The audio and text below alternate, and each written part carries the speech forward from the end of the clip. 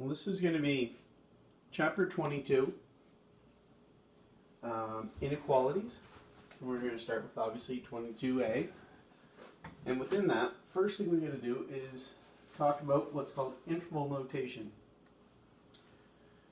Traditionally, in most of your textbooks, this is going to be called set notation because you get the set brackets. But for some reason in the pre-IB book, they call it interval notation. So the first part is we get our squiggly brackets. And this part is called the setup represents what we're talking about. So the set of all x, and then this one straight line such that x is less than or equal to 4. And then it goes on to say x is contained in all real numbers. And that's what this part means x is real. Now, we can also write this a little bit different. They call it square bracket notation. Other people call it set notation. But we're going to do that as we do this. We did both of them a little bit when we were doing domain and range. And now we're going to be doing it with inequalities. So, solid dot means it's included in the set. Hollow dot, not included. So now we have to write an expression like this. And we're going to do that in two different ways. We're going to do that using interval notation and we're going to use square bracket notation.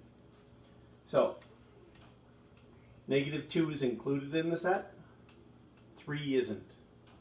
So pretty basic. Our bracket x such that -2 is less than or equal to x, which is less than 3. Hollow, 3 is not included. And then such that x is a real number. That's it.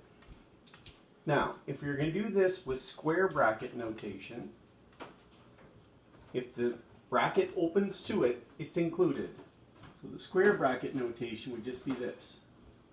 -2, comma, 3, but I turn the bracket backwards to say that 3 is not included in the set.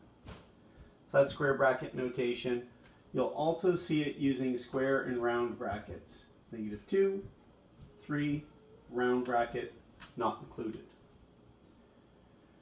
Our next example, I'm actually combining examples. The textbook does these as example 1 and example 2. I'm just using example 1 to show you both types because we've talked about them before.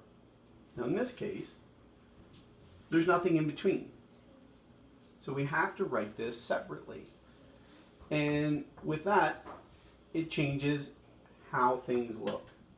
So this all stays the same. We're talking about x such that x is less than 2 or x is greater than or equal to 7. Now they're solid lines, so x is still a real number.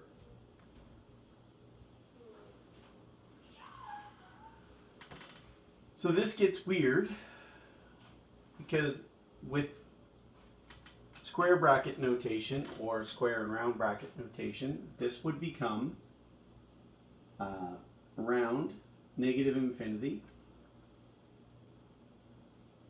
2, and that's a round bracket as well, or square bracket 7 to +∞ round bracket. So those are both part of it, and now there are the two situations. Same deal down here, we're going to have this type of set notation, except this one's closed off. And we'll get bracket x such that x is less than 0 or 1 less than or equal to x less than 4. And solid lines, so we're dealing with real numbers. Real numbers. So those are both possibilities. And that means the other notation we have round bracket, negative infinity and 0, round bracket, or square bracket, 1, comma, 4, round bracket. So square bracket, it's included in the set, round bracket it isn't. Less than or equal to, greater than or equal to means it's included in the set. Hollow dot is just less than or greater than. Now, one other thing that you'll notice in the examples in the textbook, they write this in the first part. X is contained in real numbers. But none of the examples